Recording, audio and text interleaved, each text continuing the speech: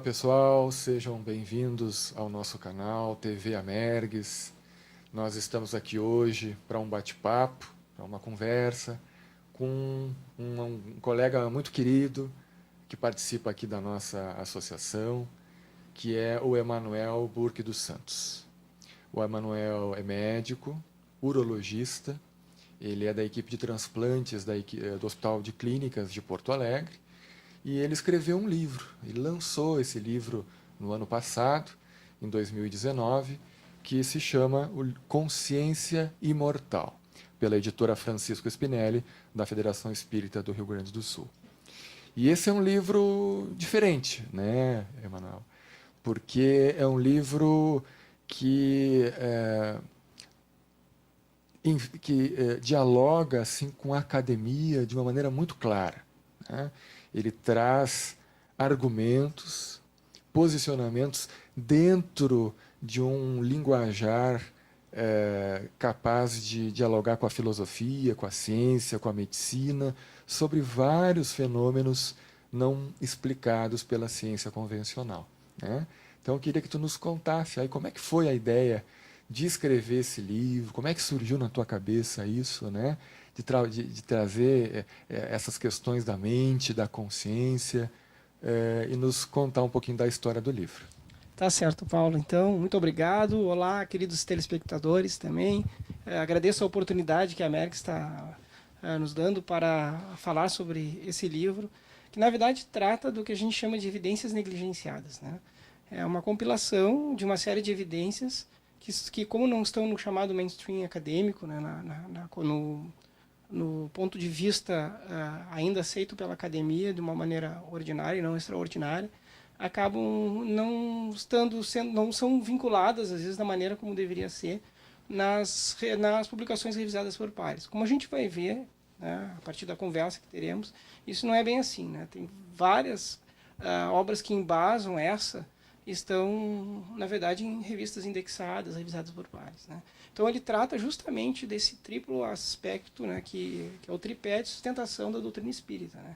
Que a doutrina espírita tem seus aspectos filosóficos, aspectos científicos, inclusive experimentais, né, e o aspecto religioso, né, no sentido de religere, de religar, né, nesse sentido de uma espiritualidade dissociada de rituais, de cultos, de hierarquia eclesiástica, e etc., né?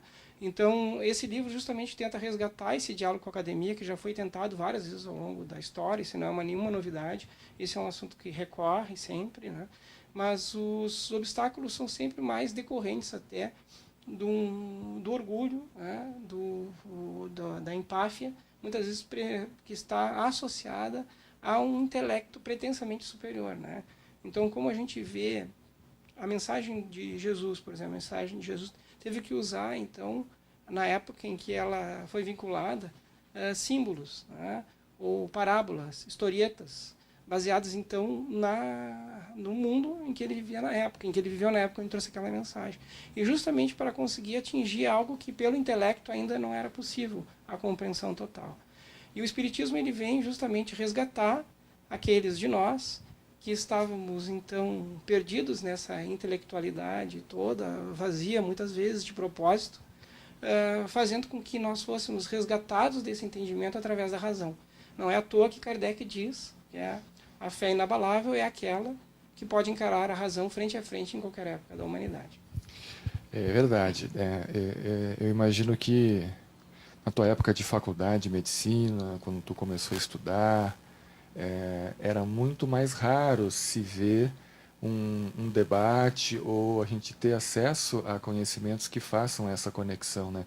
Quando eu li esse livro, me vinha sempre à mente a ideia do jovem médico de hoje em dia, né, ou do estudante de medicina, podendo ter acesso já a um caminho que tem sido trilhado pelos pioneiros, né, dos tempos modernos aí, desconstruindo certas imagens muito próprias do século XX, em que não havia espaço para a espiritualidade na ciência, né? Como é que tu vê essa questão no teu livro? Na verdade, o secularismo moderno, então, ele é baseado em algo mais antigo ainda, né, que foi nos atomistas gregos, né, que tentaram entender a realidade como ligada a pequenas partículas denominadas de átomos, né, partículas indivisíveis, que hoje a gente já sabe que não é bem assim há muito tempo. E isso deu origem às doutrinas materialistas naquela época, né, na época dos gregos. Tanto é assim que quando Paulo esteve, então, não Paulo Rogério, Paulo de Tarso, né, esteve em Atenas, né, achando que lá encontraria acolhida para as ideias apresentadas por Jesus, né, na divulgação do Evangelho, justamente por ser a terra de Sócrates, de Platão, né, que são os precursores da ideia do cristianismo e do espiritismo.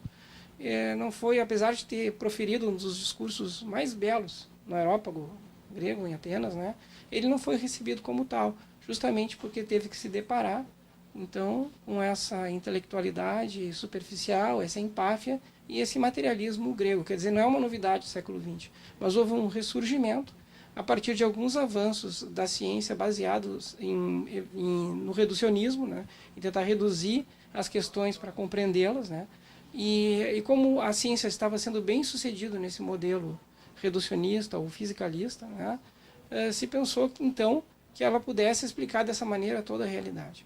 Mas com o avançar do tempo, várias coisas que não podiam ser explicadas na época, né, foram, na verdade, relegadas ao sobrenatural, sendo que a gente sabe que o sobrenatural não existe, porque só existe o que está na natureza. Mas para não ter que enfrentar o fenômeno em si e tentar explorá-lo dentro de uma ótica diferente daquela, em função dos preconceitos adquiridos, né, em função dessas questões que nós vimos, simplesmente se atribuía isso à fantasia, sem querer explorar isso. E todos aqueles que pensavam de maneira diferente eram, então, enfrentavam pelo menos um rechaço da academia e a ridicularização. Por isso que Arthur Schopenhauer fala, né, que toda a verdade passa por 3 estágios. Primeiro, ela é ridicularizada. Depois, ela é violentamente hostilizada. Até que, enfim, é aceita como auto-evidente. Muito bem. E nesse processo desse último ano, em que depois que o livro foi lançado, como é que tu sentiu a receptividade entre colegas, onde tu circula, onde tu trabalha, no meio espírita? Como é que tem sido, na tua opinião, a recepção do livro? A recepção foi muito boa, até maior que as expectativas, né? Isso, inclusive, está na segunda edição, né? No primeiro ano em que ela foi lançada, já foi rodada uma segunda edição. Essa é a segunda edição que está na mão, por exemplo. Tive a honra até do Paulo Rogério prefaciar o livro, foi um prefácio muito instigante mesmo. Agradeço muito, realmente, isso. Um bom prefácio também faz com que atraia a atenção do leitor. E justamente como ele se destina a um público que vai além das paredes do centro espírita, né? Ele tenta fazer esse contato com o público não espírita. Ele despertou pela maneira pela qual foi construído, então, né, a inspiração para construir esse livro foi justamente a partir de aspectos que são desconhecidos da filosofia, né? Como conceitos que são confundidos, por exemplo, com de ciência, como de cientificismo, como que o materialismo, por exemplo, pode explicar a realidade última, não sendo uma tese metafísica, mas um fato já provado empiricamente, o que não é verdade, como a gente aborda nos capítulos iniciais dessa obra. E uma vez expostos esses princípios, então, filosóficos, e desconstruindo justamente essa noção baseada mais em preconceitos que em fatos, eu abro, então, a porta para, então, as evidências. E aí, então, entro com a parte científica e termino novamente na filosofia e na espiritualidade com as consequências morais de tal paradigma. Um dos méritos que eu vejo do livro, e é fácil prefaciar um livro cheio de méritos, é que tu vais na base da filosofia da ciência, né? Que é aquilo que estrutura o pensamento científico vigente, né? E me parece que aí é onde tem uma falha ou uma mentira contada durante muito tempo que não permitia com que se cogitasse averiguações de ordem espiritual, porque não estariam além do escopo da ciência, né? Então tu vai na base dessa argumentação e traz à tona, traz à luz, né, que o plano material ou a existência apenas de um mundo material não é provado pela ciência, né? Então, colocando a hipótese espiritual, espírita, espiritualista, em pé de igualdade com demais hipóteses científicas, para dizer o mínimo, né? E tu trazes elementos que são negligenciados pela ciência, né? Que não se enquadram numa explicação convencional, como as questões de experiência de quase-morte, a própria compreensão da mente, né? Os casos descritos e pesquisados de reencarnação, né? Então, comenta um pouquinho sobre esses elementos importantes, assim, pontuais, né? Isso nos relembra a história da roupa nova do rei, não é? Justamente, então, o rei querendo a roupa mais bonita que poderia usar para impressionar a corte, em função do orgulho, né? Pediu que um alfaiate, então, fizesse uma roupa especial para ele. O alfaiate, percebendo isso, não tendo nada diferente a oferecer, disse que havia um tecido que era invisível apenas para aqueles menos cultos, mais ignorantes, e que as pessoas de alta cultura e refinadas enxergariam a roupa, e confeccionou a roupa invisível então para o rei, e toda a corte, sabendo disso, começou, que roupa linda, e o rei nu. Foi preciso então uma criança pura apontar para a roupa, para o rei, e dizer, mas o rei está nu, né? Isso se dá, de certa forma, com o materialismo. Muitas pessoas acabam não se dando o trabalho de explorar o que significa o materialismo, né? E o que está por detrás desse sistema de crenças, e simplesmente, para não parecerem ignorantes ou para não parecerem desinformadas, concordam com aquilo para não ter que enfrentar. Porque no momento que tu enfrenta essa questão, tem que encarar essa questão frente a frente, as consequências são tão profundas, e as mudanças são tão profundas que nem sempre a gente se sente pronto ainda para enfrentar essas mudanças, né? Então, os estados, as experiências expandidas da consciência, como a experiência de quase-morte, por exemplo, ou as crianças que relembram de vidas passadas, né? Que são tratadas no livro, não como no campo das hipóteses, as explicações, sim, dentro do campo das hipóteses, embora a gente saiba que haja provas bastante contundentes em relação a essas hipóteses, mais até, inclusive, do que o outro modelo fisicalista, né? Mas, como eu falei antes, que são negligenciadas por não caberem nesse modelo preconcebido e preconceituoso, né?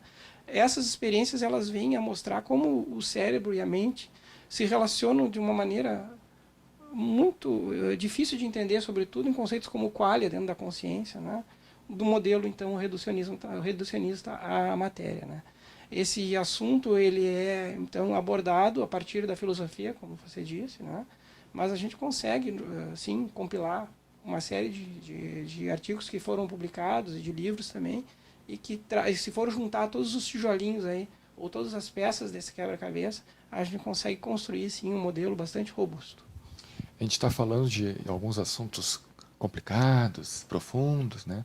Mas é importante dizer para o nosso amigo que acompanha no canal que o livro ele é de fácil leitura, né? Ele tanto atinge aqueles que querem se aprofundar nesse tema, mas ele não é hermético para quem não é iniciado nesse linguajar, e ele faculta uma leitura que, sobretudo para o espírita, né, que embasa bastante o seu conhecimento, né? Então ele é útil para aqueles que querem aprender, né, essa nova visão, mas também para aqueles que já têm uma visão espiritual da vida, né? E a gente estava conversando aqui antes de começar o vídeo, parece que vem coisa nova por aí, né? O que tu estás pensando? Exatamente, a ideia é continuar, porque esse livro, na verdade, apesar da complexidade do início, ele é um livro introdutório, em que eu chego às razões do título, né, Consciência Imortal, sobre a imortalidade, então, da consciência e da mente, diferente daquela, não da estrutura egóica propriamente dita, que é ligada ao cérebro, que é espaço-temporal, obviamente, né? Mas da mente como algo fora do espaço-tempo, né? Então, a mente fora do espaço-tempo, ou chamada mente não local, ela não tem a limitação da velocidade da luz, que é a limitação dentro do espaço-tempo. Então, desse livro ainda eu falo dos aspectos físicos, né? que não teriam entendimento dentro desse modelo fisicalista se a gente considerar a mente como dentro do mundo material, né? Mas a mente além desse mundo, né? a mente como criadora da matéria, o universo mais como um grande pensamento do que como uma máquina, né? Nesse sentido, então, que eu consigo chegar até o conceito de consciência, ou vários conceitos de consciência. E a partir desse conceito que eu chego no final desse livro, eu deixo em aberto, então, uma estrada a ser percorrida, né? Sobre o aprofundamento na noção do espírito imortal, da consciência, do eu profundo. E a ideia do próximo trabalho que está sendo construído é justamente, então, bom, apresentei a introdução filosófica, mostrei por que isso aí não é uma viagem pseudocientífica ou pseudociência, né? Porque o fato de ser considerado muitas vezes o espiritismo como pseudociência se baseia num pressuposto já equivocado, né? Contraído lá no início, né? Em que diz que tudo que não pertence à natureza não é científico, porque a ciência explora o mundo natural, né? Mas considera, portanto, primeiro, antes disso, que a mente ela é uma secreção do cérebro, né? Um epifenômeno das redes neurais, né? Mas quem disse que a consciência é um epifenômeno das redes neurais? Isso não passa de um pressuposto, só de uma hipótese também, né? Uma crença. Então, numa né? crença, né? Um sistema de crenças, inclusive uma ideologia se formou a partir desse sistema de crenças. Então, no momento que a gente volta um pouco mais, né? E percebe que isso é um sistema de crenças também, e que, então, que a outra hipótese possível, a hipótese idealista, ou mesmo a hipótese dualista, né? Que a gente, o modelo, perdão, mais do que hipótese, o modelo idealista, eles sim podem ser explorados cientificamente, porque eles pertencem ao mundo natural também, mas ao mundo dessas ideias, né? E isso é muito antigo, né? Isso não é uma coisa nova. Platão fala no mito da caverna, por exemplo, né? Em que é uma metáfora para a vida da alma ou dentro do cérebro físico, né? Então, aqui essa é a caverna que oblitera a nossa percepção sensorial em função, então, dos nossos sentidos serem bastante rudimentares. Vou dar um exemplo. A visão, nós conseguimos perceber apenas em 300 e 800 nanômetros, que é o comprimento de onda da luz visível. Todo o resto do espectro eletromagnético ele está fora da minha percepção sensorial. Então, eu vivo cercado pelo invisível. Eu não consigo enxergar ultravioleta, infravermelho, radiação cósmica, radiação X, etc., ondas de rádio, né, radiofrequência, e assim sucessivamente, né, micro-ondas, enfim. E também não consigo perceber sons então, abaixo dos infrassons ou acima dos ultrassons, eu não consigo perceber. E eu não vejo micro-organismos, não vejo a distância, as estrelas, etc. Então eu vivo num mundo, e tudo que eu vejo é decodificado pelo meu cérebro. Inclusive aquilo que parece sólido para mim é uma decodificação do meu cérebro, que é produzido pelo meu inconsciente, como a gente vai ver na próxima obra. Então, né, que é o que o conceito do eu profundo é o que produz a realidade. É como se eu tivesse, imagine que a gente está num sonho, aquilo que a gente estava falando antes, né? Num sonho, quem é que está criando então as paisagens oníricas, os pássaros, as plantas, as outras pessoas? É a mente do sonhador. Então a mente do sonhador, ela cria toda essa estrutura do sonho, e no momento que ela cria uma forma de pensamento humana para se comunicar, essa forma de pensamento humano está na mente do sonhador também, só que ela é livre e ela fala como quiser. E é isso que funciona também no nosso, quando a gente está na vigília. É o eu profundo que cria a realidade, sonho da realidade, e tudo está criado. Eu estou na tua mente, eu sou parte da tua criação mental. Mas quando eu desperto para isso, eu sou capaz de dizer, eu estou em ti, tu está em mim. E esse despertar é que o Cristo teve, por isso que ele diz que está em nós. Porque ele percorreu, e essa é ele, a figura mental, né? É aquela criada pelo meu eu profundo, para me apontar o caminho desse despertar. E mais do que isso, além de ele estar desperto, ele está iluminado. Por quê? O que é essa iluminação? Porque ele me aponta como eu chegar no meu eu profundo, porque ele trilhou esse caminho. E enquanto eu não trilhar esse caminho, eu dependo, então, de toda a informação que vem do meu subconsciente, que é justamente a presença de Deus em mim, que me acompanha onde eu vou. Como está no Salmo 139, por exemplo. Sabe, quando eu me sento, como levanto, quando viajo, quando descanso. E ainda que eu tome as asas da alvorada e migre para o outro lado do oceano, ainda assim ele estará comigo. Mesmo que ele crie luz ou escuridão ao meu redor, ainda assim ele estará comigo. Porque para ele não há diferença entre luz e escuridão. Ele vai adiante de mim e me segue. E me observou quando eu estava sendo tecido no ventre da minha mãe. E eu posso dizer assim, prova-me, mostra-me se há algo em mim que te ofende. Então eu tenho que encarar essa sombra para poder crescer e perceber que eu estou no grande sonho de Deus. E esse sonho, que o sonhador sou eu mesmo.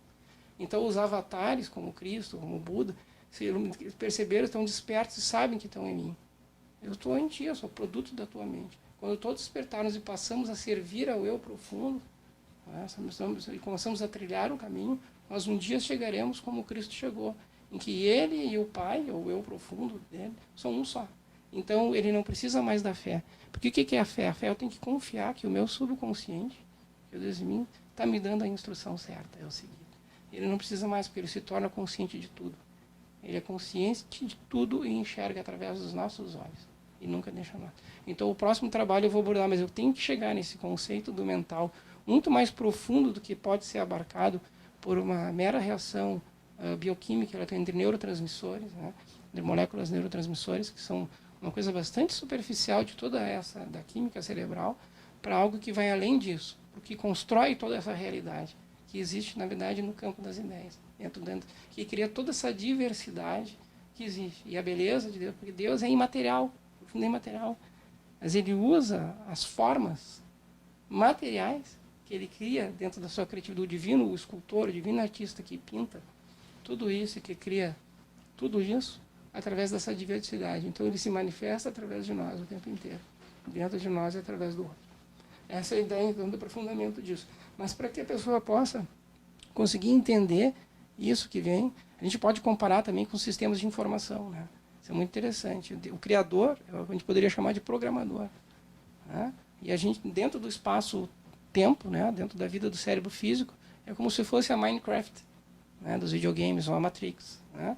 Então, que ela é limitada, espaço-tempo, tanto que o universo tem bordas, né? Ele está em expansão e está em bordas. Então, as principais teorias a respeito do universo dizem respeito que ele teve um início, que é o Big Bang, justamente porque essa é a vida dentro do espaço-tempo. Mas a mente está fora disso, é o programador que programa isso. E cada figura, pensamento, forma de pensamento, o eu que está vivendo, o eu que está dissociado ainda desse eu profundo, é como se um personagem desses da Minecraft despertasse. Disse, opa, eu estou num jogo, um grande jogo de amor do Senhor, né? Então ele desperta para isso e alguns, além de despertar, vão ter o mesmo pensamento do Criador.